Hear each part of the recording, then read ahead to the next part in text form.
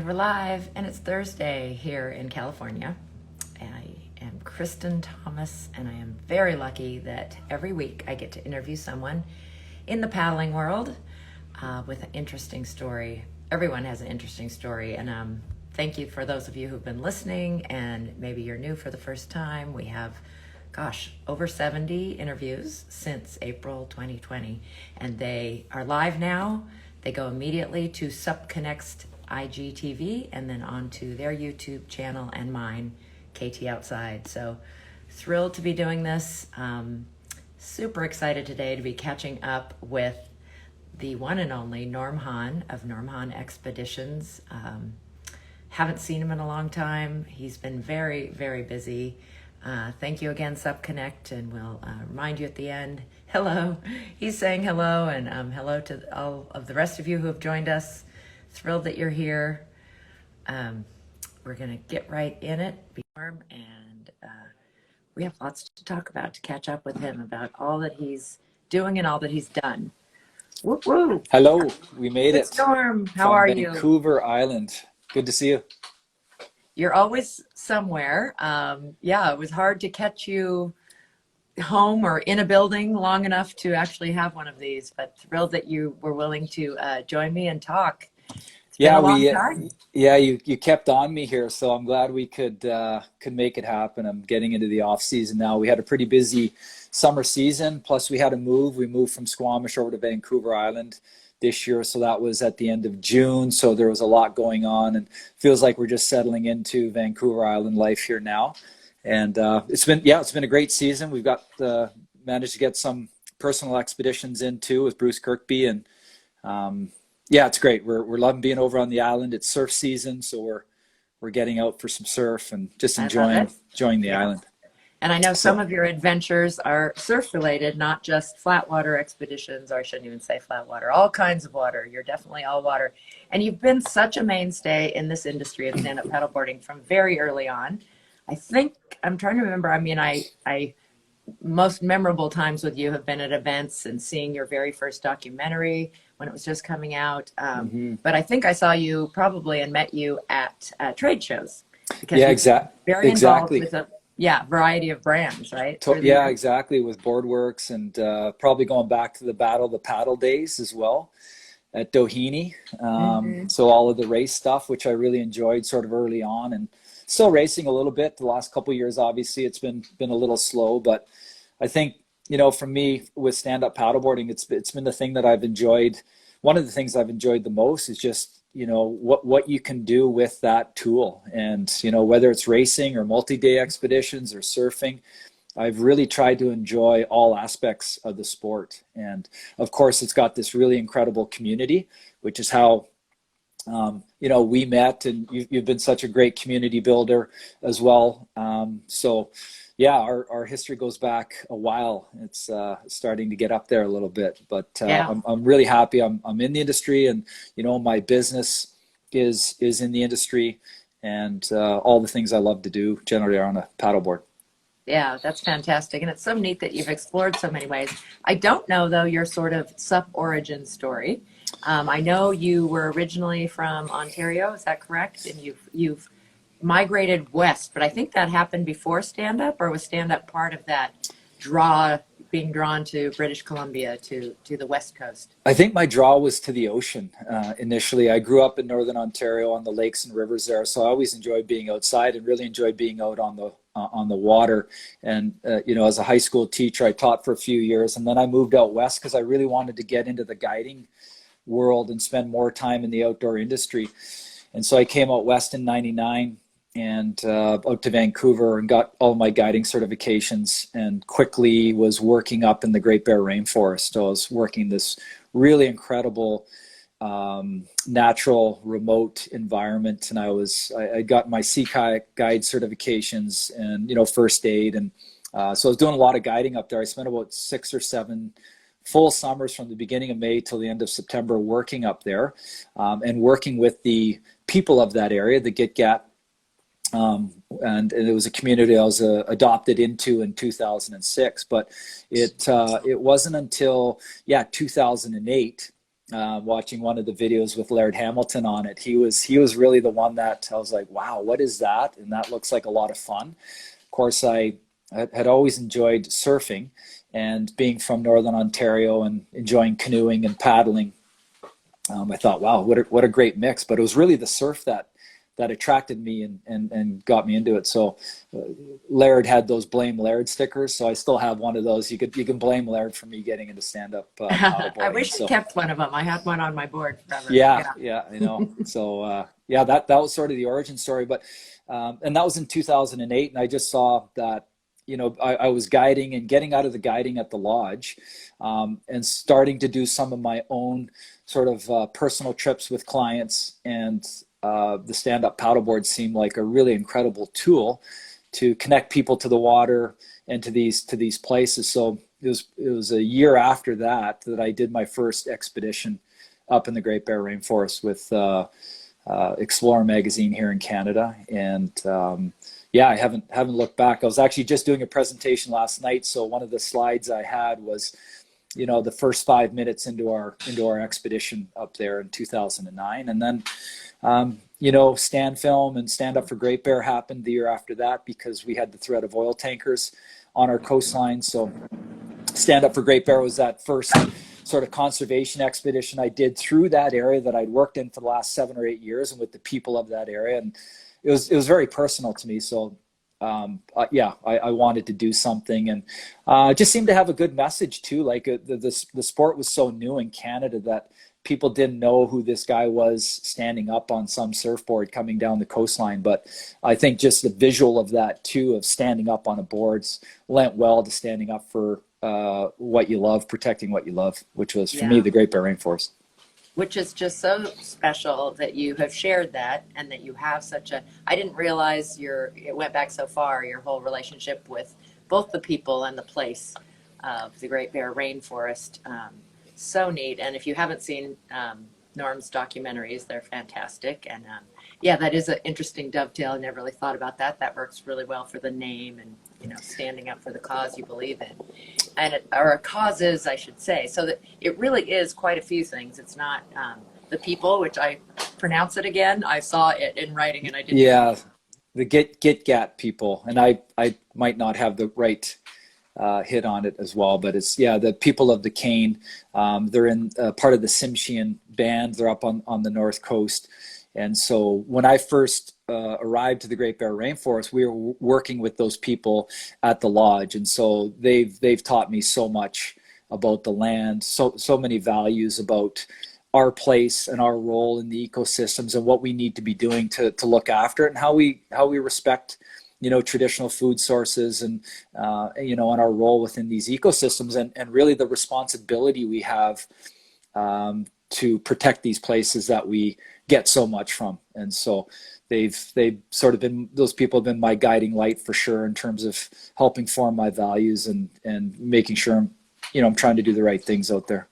Oh, that's beautiful. And I know you said you were adopted into the tribe. Does that mean you actually have a name? Did they give you a name? Yeah, I do. I have a name, and my name is Ta'am Lan, which means steersman of the canoe.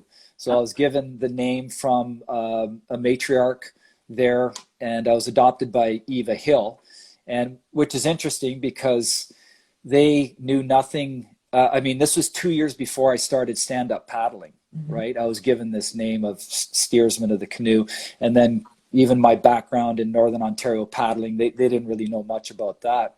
And then I also played university basketball for 5 years, and our nickname was the Voyageurs. And the Voyageurs are French canoemen, canoe paddling men. We always took a lot of pride in being called a voyageur. I was like, oh, that he or she is a true voyageur. So it's this hard-working.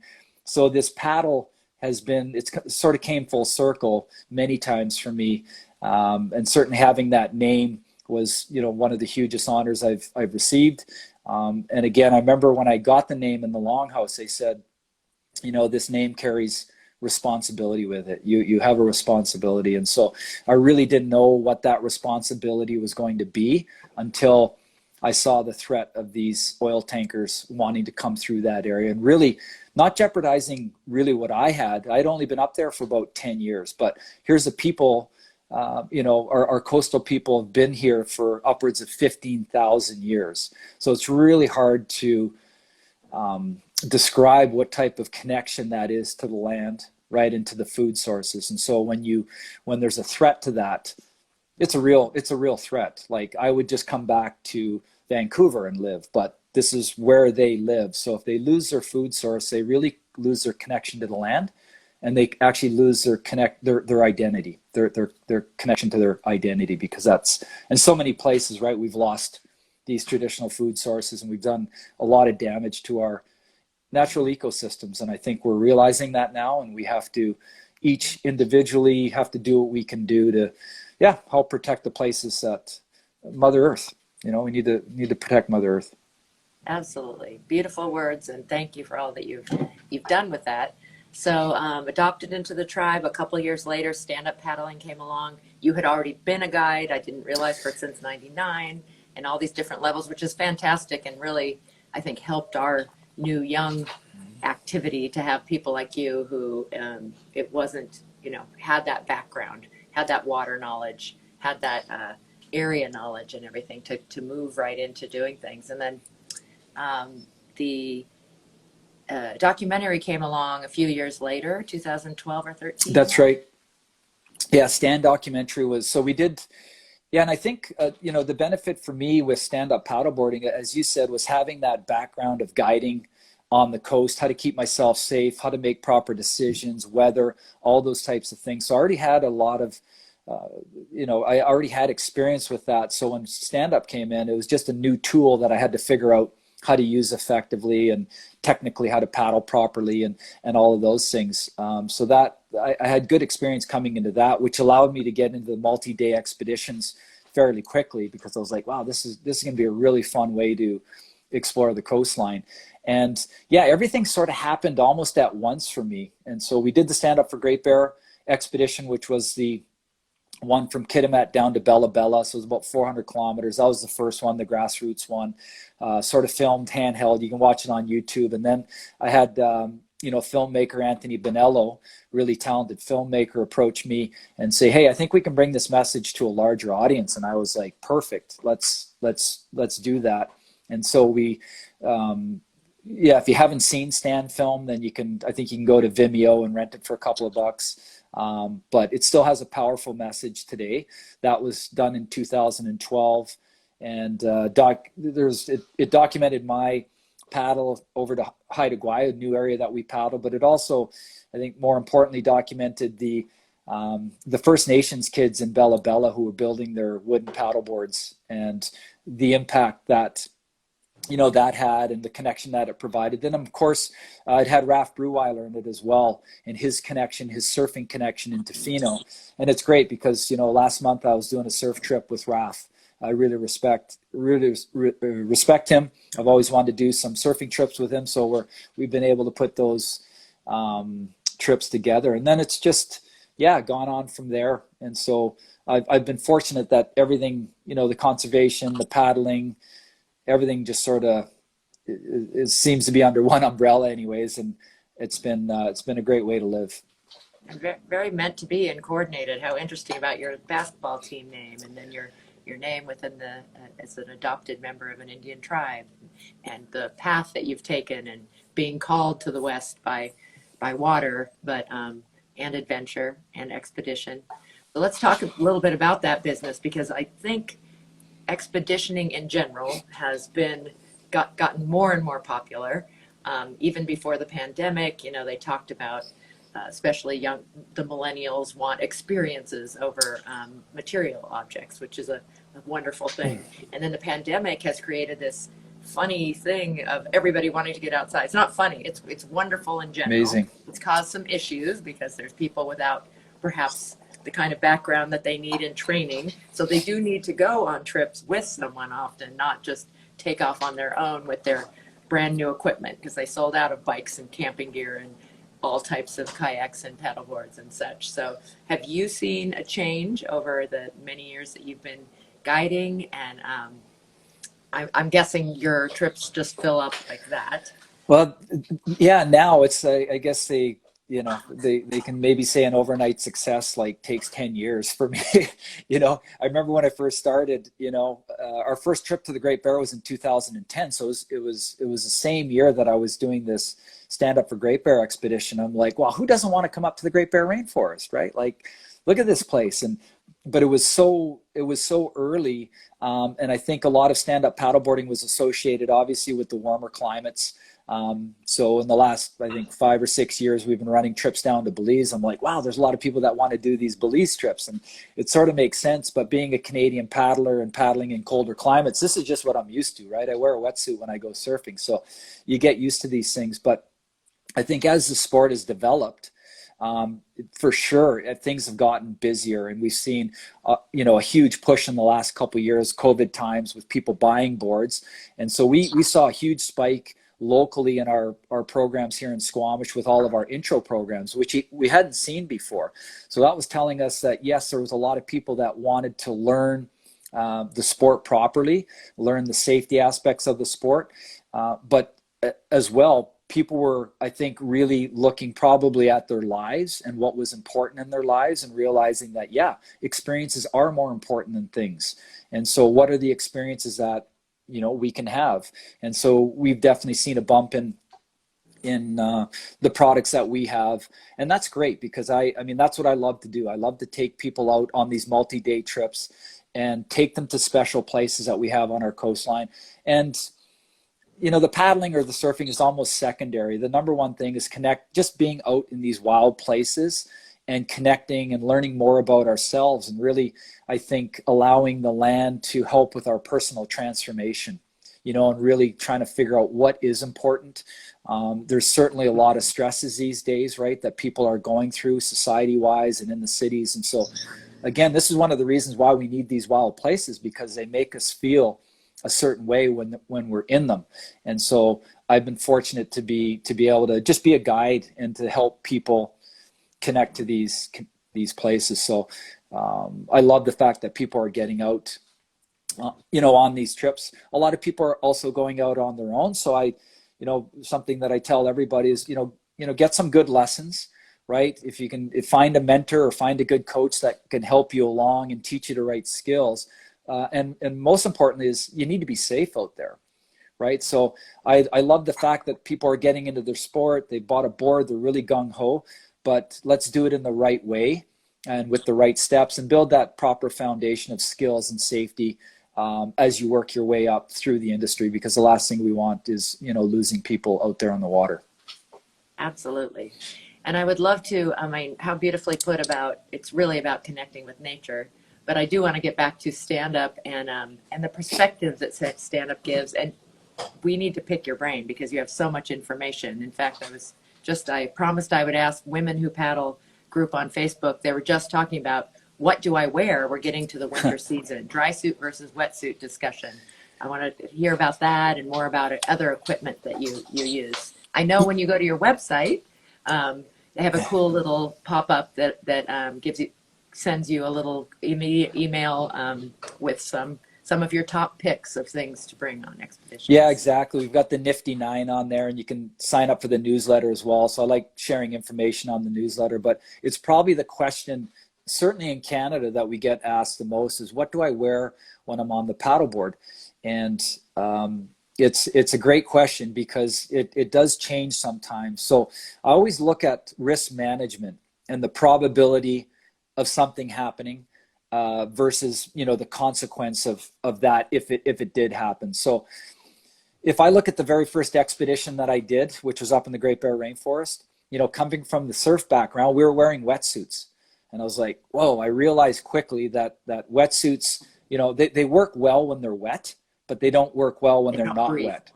Yeah. Second thing is, they're really hot. So if my probability of going in the water is not high, then they're going to be too hot, and there's too much chafing with them, right? If that's all you have and you think the probability of going in the water is high, then maybe you should wear a wetsuit.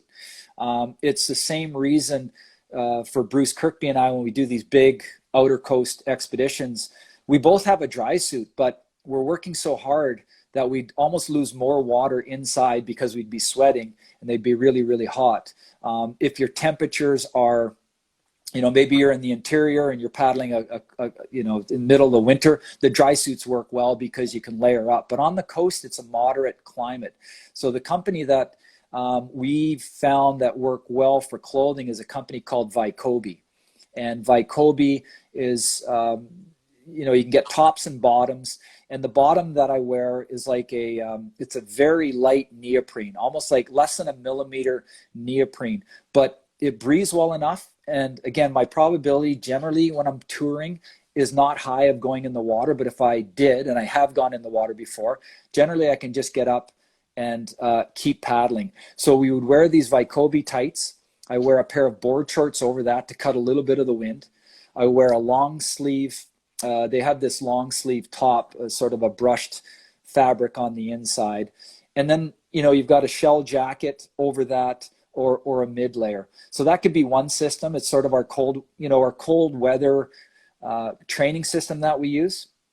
Of course, if I'm surfing, obviously I'm wearing a wetsuit because the probability of going in the water is very high. So you've got to wear the wetsuit. And then if I'm on big, if I'm doing a big crossing or the weather's really gnarly and it's really cold and I'm out there solo, then that would be a situation where I would wear, a dry suit.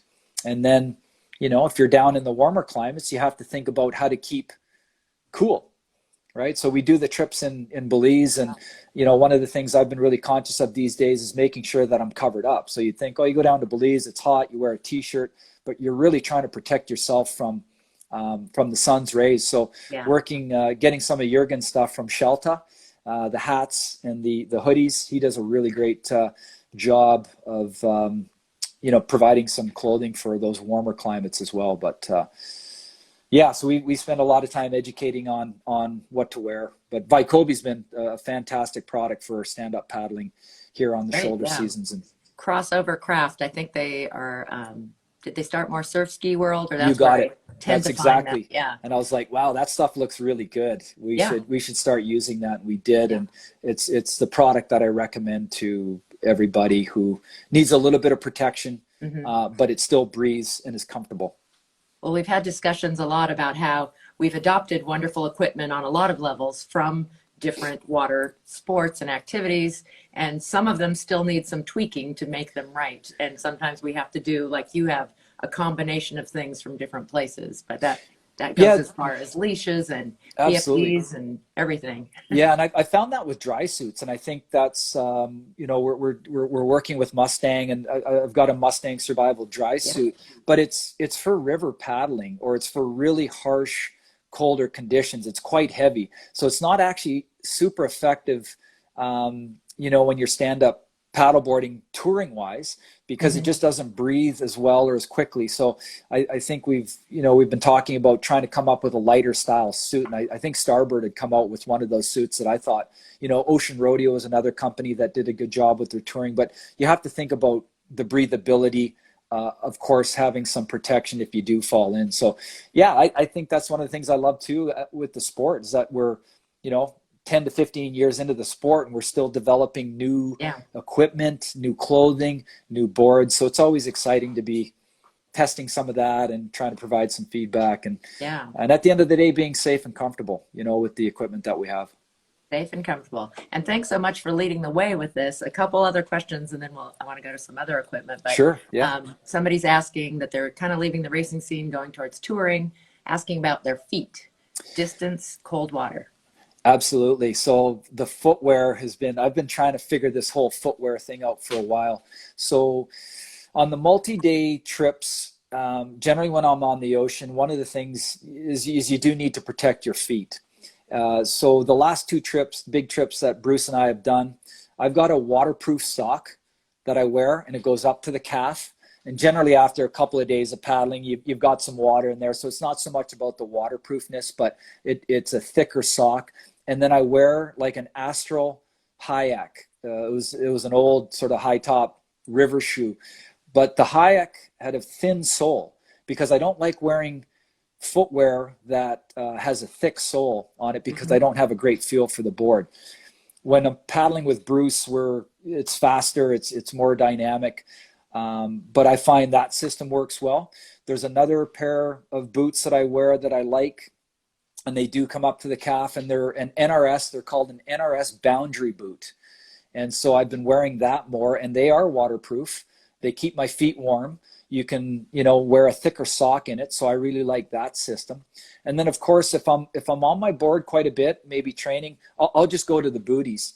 But if there's, if I know I'm on the exposed coast and I have to, walk my board up on a rugged shoreline, or I'm walking around camp, booties they're not the best thing to wear. So, but that would be a system. You've got the booties, you've got the boundary boot that I wear from NRS, and then a combination of either a waterproof sock or neoprene sock, and then a nice soled river shoe over that. It tends to be a pretty good system. Wow, fantastic. Great advice. Well, boards, just because you have had boards with at least 2 different companies that have the Great Bear Rainforest logo, and you've had input on them. So both with BoardWorks, and then is it Sonova now that you work with? Yeah, that's right. Yeah, exactly. So I love working with BoardWorks. I mean, that's where I really got to know a lot of the industry and a lot of the community was through my connection with BoardWorks. And we did a Great Bear touring board, which was great. More recently, I've been working with Sonova. Really love their product. The wood boards are beautiful. It's a Paulownia wood, so it's a very strong yet light wood, and it has a really nice feel on the water. And there's an expedition board that we've put together that I've been out testing quite a bit. But that's where I think we're really seeing a lot of the changes as people are now getting into touring. I think a lot of companies would put out a touring board as a bit of an afterthought and never really put too much thought into, well, if you're going to legitimately tour on this board and go overnight, where are all the attachments? How do you load the board up? Does the board have enough volume for what you want to do? And I think more companies these days are starting to do a better job of designing a touring board. And I think a lot of these boards out there, just no one ever toured on them. Like they never went out and did the thing that you're supposed to do on them and test them. So if you're going to have a legit touring board, you got to go out and do some overnight, carry some heavy gear. And the thing that Bruce and I love doing is really testing these products in heavy conditions. So getting out on the west coast of Vancouver Island and the BC coast and seeing what these boards can do in heavy water. Are the attachments in the right place? Honing our gear, making sure it's light enough. And it's been fun designing and working on boards. And I'm really excited because tomorrow I'm going to pick up a unlimited board. So it's an 18-foot Sonova with a rudder. It was designed for the Molokai race, which or Molokai to Oahu, which I've done a couple of times back in the day, which was a lot of fun. But I see a lot of potential for the longer expedition boards or unlimited boards to have real great success in bigger waters. Because right now a long board for us is a 14-foot touring board. Well, if you compare that to sea kayaking, right? Sea kayaks are 17, 18, 19 feet long. So that's where I think there's a lot of potential coming up, is to get into longer boards that are faster and can handle, a bigger ocean. That's what I like to do. I know, maybe some of the general public, might not be doing that type of expeditions, but people want to get out and tour. And so I think it's really important that you look at where you're paddling. So are you doing multi-day trips on rivers? Are you doing them on lakes? Are you doing them on the ocean? And then making sure that you get into a board that fits you well, that's stable enough, that can carry your gear. We work with a lot of females through our business, and sometimes boards can just be too wide for females, or smaller paddlers, right? It really affects your paddle stroke. So it's really important to get sized out for the right board. And I always say too, you find a board that puts a smile on your face, and that's the one you should be paddling or surfing. Yeah, great input. I don't think we've even clarified what a touring board is exactly, because sometimes I'll say it's like a race board, only wider, which is oversimplifying, but often they have a piercing nose so that you do get glide. But there's plenty of inflatables. I mean, when I've gone on river trips, it's been on my red inflatable 13.2 that has the bungees, and it isn't particularly fast. It doesn't have the glide, but it's just we're not going great distances to the camp spots, and it works for that too. Yeah, I think that's great. And I think the comment that was made earlier about, well, I'm not racing, but I want to get into touring. I think it was really, the race, the race boards that helped develop proper touring boards, right? So, the race boards needed to be long and narrow and fast, have enough volume. Certainly if you did a race at Battle of the Paddle and you're charging through the surf and then having to go down to the pier and in choppy conditions, you realize that, I could probably use a little bit more stability, match with the speed. But I think race boards really helped with the design of the touring boards. And so something we want to look at in a touring board is something that's longer, that's so longer for efficiency, narrow. So this is where proper paddling technique also comes in. You want to develop your forward stroke and those techniques, because the touring boards need to get moving, right? That's where you get stability. It's like a race board, right? It's hard to stand on a 23 or 21 wide race board. You got to get it moving. That's momentum. Exactly. That's where it comes through. So we want the same thing with our touring board. So something that's longer, a little bit narrower. Make sure you've got enough stability under your feet. So anywhere from maybe 28, 29, 30 inches of width.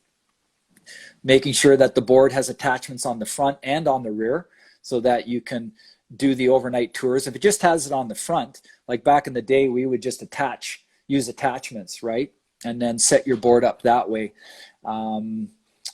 Nice thing about the inflatables too is they're light. And they're pretty durable. So the inflatables have worked really well. I've done many trips on, a Red 13.2.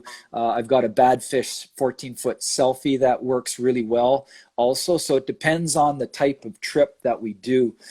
Bruce and I did a trip where we paddled up one river, had to portage across, sort of do this hike across this height of land. We're retracing an old grease trail and then drop into another river. And the inflatable was awesome for that. Right? We could tow it up the river. We could carry it. I could put all of my gear, my smaller dry bags into a bigger Seal Line dry bag and carry that. And so again, you just sort of stand up paddling is great because you look like, what tool do I need for what I'm doing? So if you're surfing, you need a certain tool. If you're doing some river paddling, you need a tool. And if you're touring, then you need the right tool as well. I like boards as well that have a little bit of nose rocker on it. So a lot of times you'll see, if you're on flat water lake touring, having a flat water design board is fine because it's going to give you efficiency. But if you are on the ocean, generally you're going to get some rougher conditions. So it's nice having a little bit of nose rocker on it and decent amount of volume in that board. So if you do get the wind at your back and you've got some gear on, you can actually start downwinding and be efficient that way with gear on the board. So yeah. Yeah, great suggestions, great ideas of people to think about and what they're getting and which tool for, depending on what you're doing. Lefty Coaster says, have handles at nose and tail. So it is interesting to get input from people who are using them and how they exactly. Yeah, good points. And that's, you realize when you and all of this knowledge is gained through experience, right? Like I've learned a ton just by getting out there and paddling. And so the comment about the handles is like, yeah, geez, it'd be really nice to have a handle at the front of this thing. And so boom, the next board has a handle on the front and on the tail. And maybe we should have a few attachments and add a few extra places where we can tie bungee off. And, we're putting GoPro mounts on them. So that's, we got to get our Instagram shots out there. So that's important too. But yeah, it's still, I mean, I've always thought I've been really fortunate, I think both you and I, to be at the front end of a sport, right? How often do you get a chance to be at the front end of the sport and be involved with progression of the sport and design of boards and all of that. So I've always find it really interesting because, as I said, here we are almost 15 years into this sport, yet some people are like, what are you doing still? You see still that, right? So it's still a new sport in a lot of places, and we see the development of that, and it's been a lot of fun. I really enjoy the touring, the multi-day aspect of paddling for sure. Yeah, and just I'm going to be hopeful and say, coming out of this pandemic, it is so interesting to see this next wave of growth and watching. Though I've been saying in a nice way, explaining how they need to turn their paddle around more than I have ever in the 10 years over the last 6 months, I think. Because there's so many people who didn't have a chance to find, and hopefully will now find education, as you had pointed out, being very important wherever you live. But but your information about especially cold water paddling, and that's so great that you do continue to do it where some people are so seasonal. Even here in Southern California, it's funny how people get in their mind, you know, we can't do certain things in winter, we switch. And yes, I mean, if you're really snow involved, but I'm amazed at what some paddlers have been able to do in all types of conditions and weathers, and you're definitely one of them. I did want to point out that Halifax Paddle Surf says that your board, Norm Hann Expedition by Sonova, is one of their best sellers. Oh, right on. Well, that's good. I'm glad he's joining us here. I got to go out and visit the East Coast here soon. I love it out there. So he's doing a great job out there, and he's got some of the Sonova boards. So I'm glad they're working well. It's always great to get feedback too, right, from other paddlers on products and try and figure out ways to make these boards better or the paddles better or what have you. So it's been exciting seeing all the new people coming into the sport. And yeah, generally you come into the sport, sort of two ways. You go buy a board and just get after it.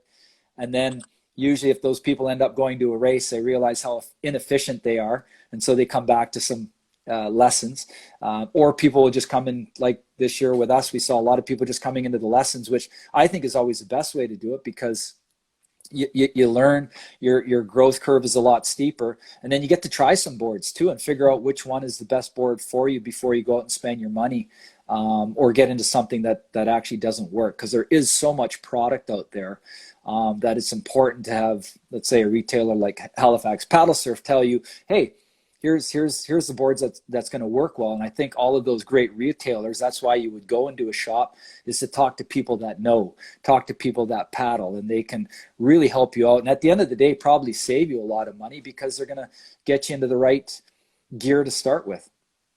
Absolutely. Well, I'm going to switch, and I hope it's okay to talk about this, but since I've seen you, you have started a little family, and you moved. And how is I feel like our stand-up paddle world is still a tight community, so I hope you don't mind sharing personal information. Not at all. Not at all. It's, we've been, our son Kiel, he's actually named after an old fishing village up in Gitgat territory. Really amazing place where the Gitgat people come down for the month of May, and they harvest halibut and seaweed. And it's just a special place. So when he was born, I thought that would be a great name for him. And he's been to Kiel a couple of times. And so he's, when you talk about how quickly time goes by, he's just turned 8. And he's 8 years old now. And so we only have the one, and he's very special. And we're really, we love him a ton. And he's been getting out with us all the time now. We did our first adventure race together on Vancouver Island here in Cumberland. So it was a 25K race. And so Jen is a huge adventure racer and raced professionally for a long time. So we're really excited together as a family. And I think that's some of the greatest enjoyment I've had, is watching him do the things that he does, and continuing to get out together as a family to enjoy the outdoors. He enjoys paddling, but he just enjoys everything. He's playing hockey right now, and he loves paddling. He loves fishing.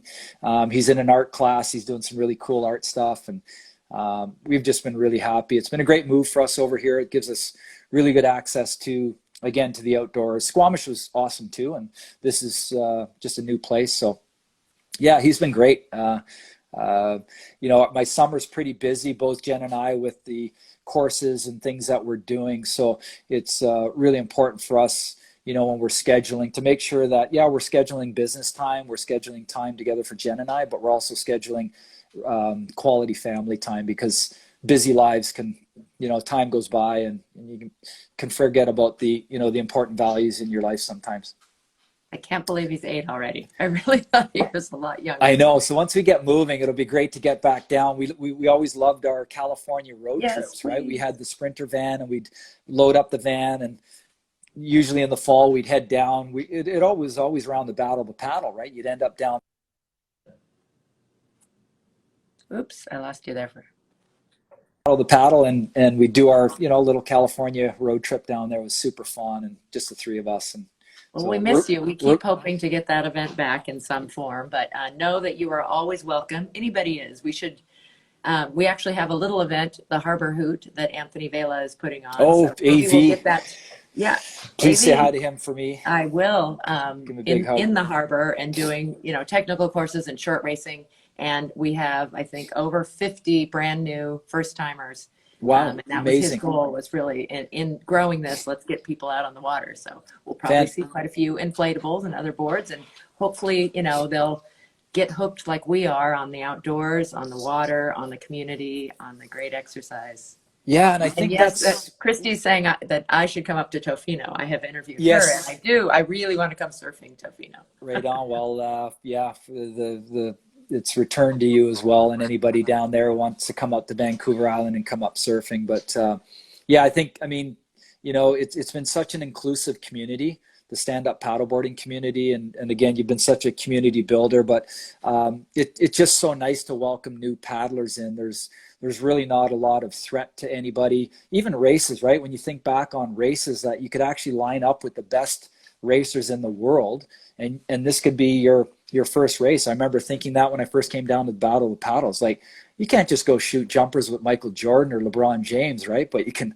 line up with a lot of the best paddlers in a lot of these races. And so that community's been really inclusive, and I think it's really helped our sport, because we're all there. It doesn't matter when we started or what we do, we're there to support the intro person getting into the sport, because I think we realize how beneficial it's been for us personally, and we want the same thing for these new people coming into the sport, which is why I think we want it to be done, the sport to be done, properly through some training, but also safely, right? We want to make sure that people are safe. So yeah. Great community. Yep. Awesome stuff you guys are doing down there, and it's nice to see a lot of the races coming back as well, because a big part of it is the community. Yeah, maybe I'll see some of you on here at Carolina Cup next week. That's awesome. I've always wanted to get out to the Carolina Cup. I've never managed to get out there, but I think seeing sort of the movement towards, not necessarily the Carolina Cup, but to some of the longer endurance style races, I think has also got people excited about touring and thinking about equipment. And so I love those longer style races as well. But the Carolina Cup, because it's an ocean event, I love paddling and racing on the ocean. Looks like a super fun event to get out to, and looks like it's always a challenge. So it'll be fun to watch. And it is 13 miles. I know that's not long for you and those who do the ultras, but yeah. And a mile could be long on the ocean, but 13 miles, if that's a good distance.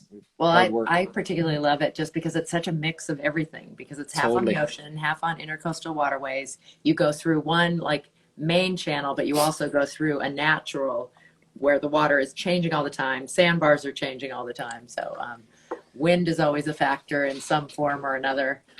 Yeah, and it's such it's such a interesting strategy in terms of what board you're going to use, right? Because a lot of people have a couple different boards they can choose, but that's a race where it's a really good example of having to choose your board wisely, right? To handle all those variable conditions. So although I'm the one who goes mainly for community and borrows any kind of board I can. So I have actually jumped on boards that I've never been on before there. Yeah, it doesn't matter. Yeah. You have so much knowledge and experience. You've given us already a lot of tips, but could you maybe give us, as someone trying maybe a little bit of a trip for the first time, so expeditioning, what are maybe a top 3 do's or don'ts, or however you want to I think if you wanted to look at your first trip, I always like to start with what inspires you, like what trip do you want to do, because I think once you're being driven by a passion or by a goal or by something that I'd really like to paddle to the end of that lake, or I'd really like to go down that river, I think that's a good place to start, because if that trip does get a little bit challenging, you can always come back to that greater goal of why you're doing it. And so I think that's important to look at. Then from there, that's how I always start my trips. I sort of look at the map. I'm like, where do I want to go paddle? Like what section of the coastline do I want to go see? And then from there, I back up and I start looking at the planning. So, finding the equipment that you need. But again, don't let equipment hold you back either, right? The first trips that we did were on the old all-arounders, and I just glued a couple of attachments on. I put a dry bag on, and away you go. So the tool's gotten better, but you don't need it to be perfect. You just need it to be safe. And so, make sure you have the right gear. If you haven't had a lesson, I would try and find a good instructor to spend some time with to learn how to paddle effectively. Because if there's one thing that for multi-day trips, or even a longer day trip, is building that paddling efficiency, learning how to maneuver the board properly. So getting some good instruction, finding the right equipment, and making sure that it's safe, and then potentially taking a little bite versus a big bite. So if you've got a really big trip that you want to do, start with some smaller goals or some smaller trips and test the gear out. So before I actually go to the West Coast and paddle certain gear, I have to paddle it, in waters that are not as dynamic, in places that are not as remote, because I want to see if there's any issues with it, right? What's it feel like to paddle a board that's fully loaded? How does it respond?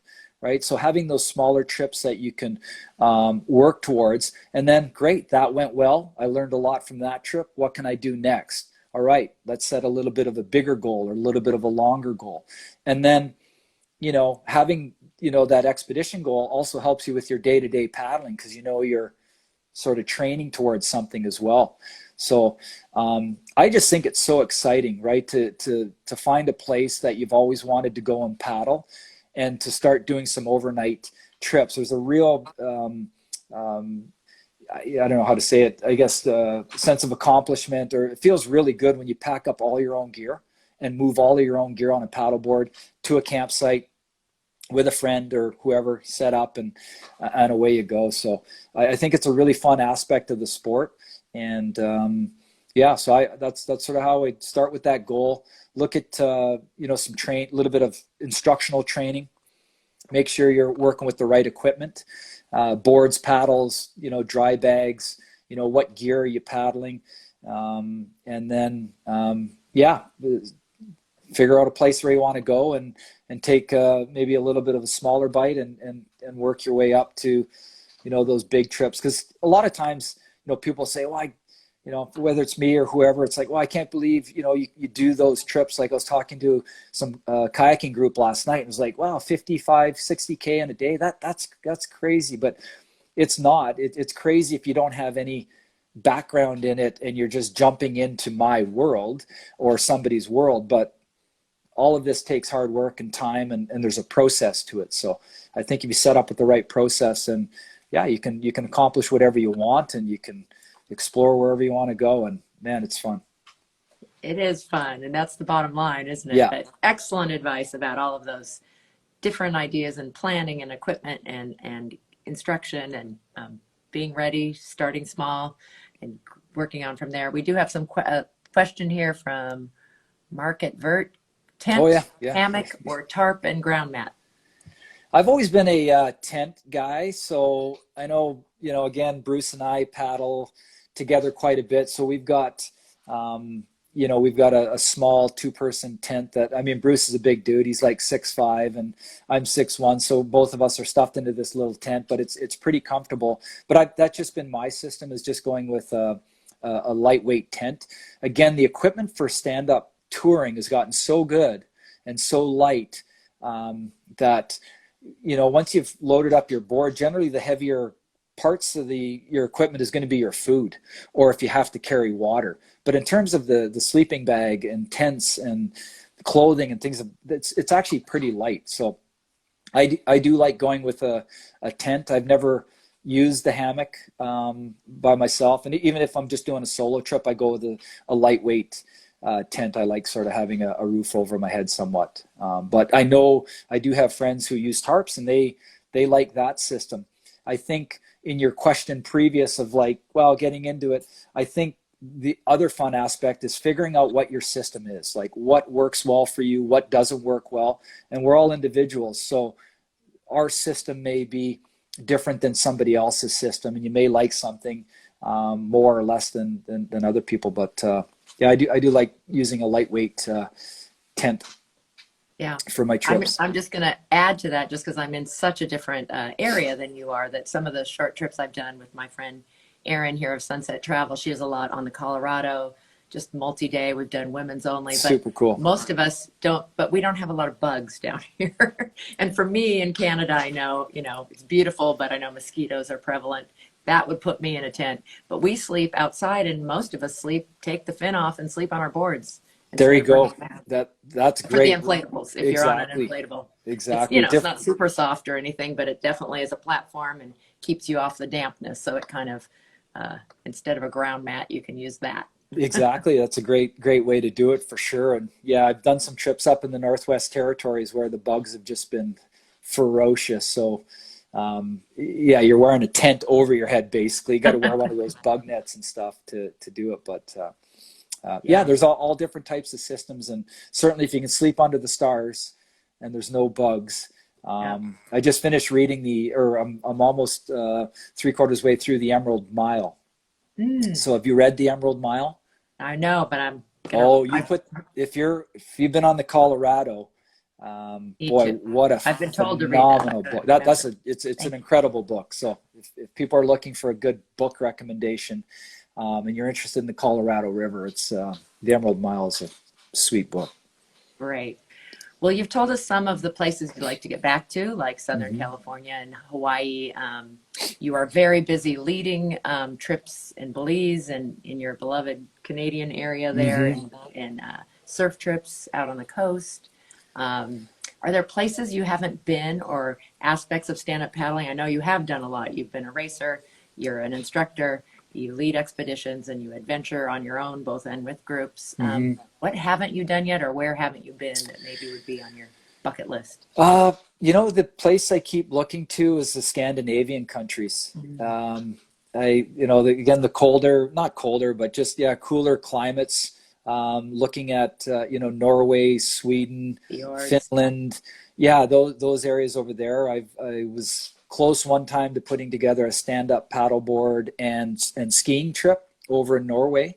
It didn't, for whatever reason, it didn't work out. But I've looked at those places over there. I've really wanted to go over there and paddle those areas. In Canada, I've wanted to do an Arctic trip, up closer to the poles, in the Arctic.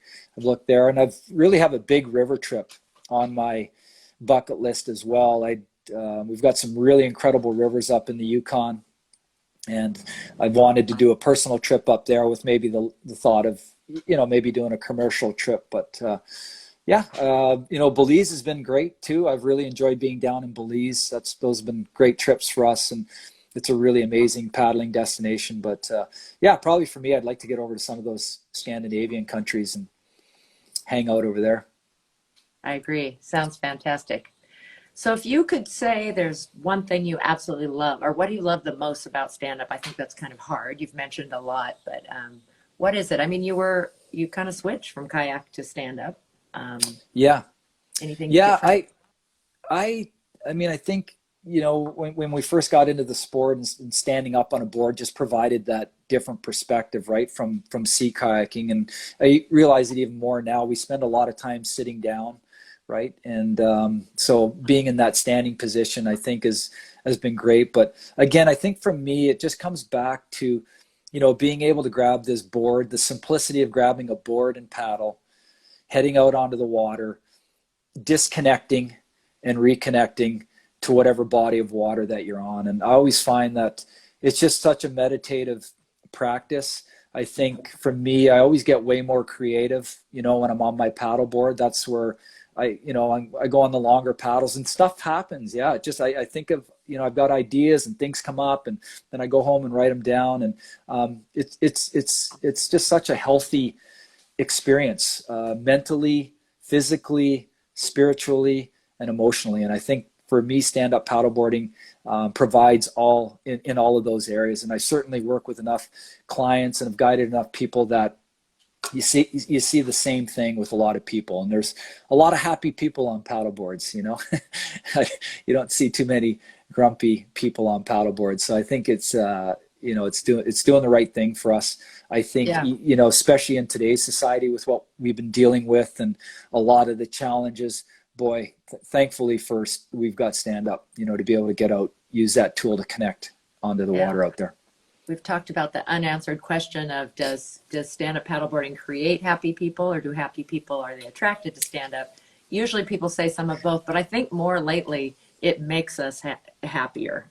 We need it. You mentioned all the different ways that, feeds your soul and your mind and your body. Yeah, I've always said there's a magic quality about stand-up paddling. There just is. It's you can't really answer that question of happy people, or I mean, I think I just call it the magic quality of stand-up paddleboarding. And if you've experienced it, a lot of people know what I'm talking about when you say that. And I think that we're really fortunate that we've got a activity that does provide that magic for us, out there. And we're really fortunate, many of us, to have this sport.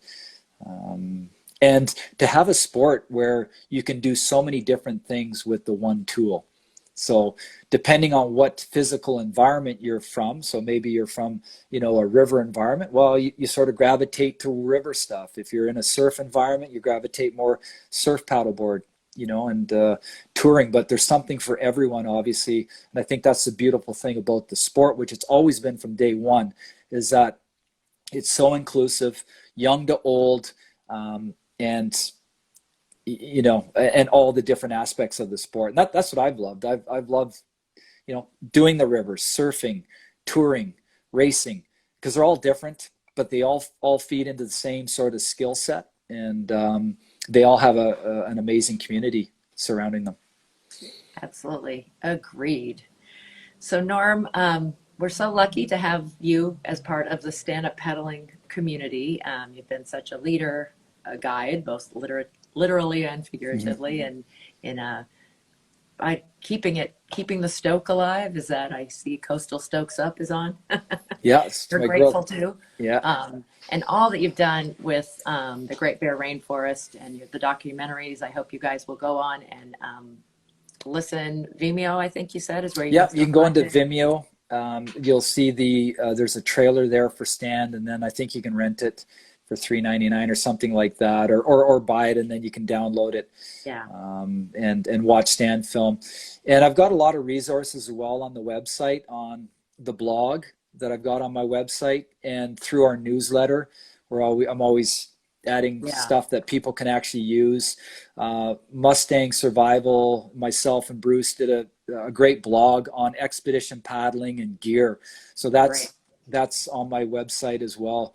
And for people I'm excited that Lily and MTI are now part of that. They bought one, and that's really neat, because she was had an early person in the safety side of stand up and super involved, and I think that's a great marriage of those guys together. That's fantastic. Yeah. And so normhann.com, right? Yeah, exactly. Find you on Instagram under that name. Yep. Also, Norm Hann Expeditions is the business. Yeah. I think all of you, whether you've done expeditions or not, would get something really valuable from signing up for Norm's newsletter and following him and all the great stuff that he's doing. Yeah, I'm happy to support anybody if they have more questions. Again, I can send links for clothing and all of that stuff, because we've done that. So, yeah, thanks a lot for having me on. It's been great spending some time with you and seeing you. I think the last time we had a live, and hopefully we can get traveling here a little bit, and we can come down and have some races and go have fun together. So great to see you. Thanks, and thanks for everybody for joining. A couple places in Canada. I need to get more. The Okanagan, and I think I saw you out when Dan Gavir and Harmony had an event. Yeah, that's right. We're out that one too. Exactly. Yeah, come surfing with us up here, or paddling. We got lots of fun stuff for you, and we'll look after you up here. Love to come do both. Thank you so much. And thank you, everyone who's listening. What a great audience you guys are. Remember, this immediately goes to IGTV on Subconnect's channel on Instagram. And then tomorrow it will be on YouTube, both Subconnect's and KT Outside, which is my YouTube channel. And you can put it on your something too if you want. Absolutely. All right. Thank you so much, Norm. Okay. Great to see you. Hello to the whole family, and to anybody else you see up there. Thanks. Lots of love. Wow. Hope to see you in person sometime soon. Great. Bye.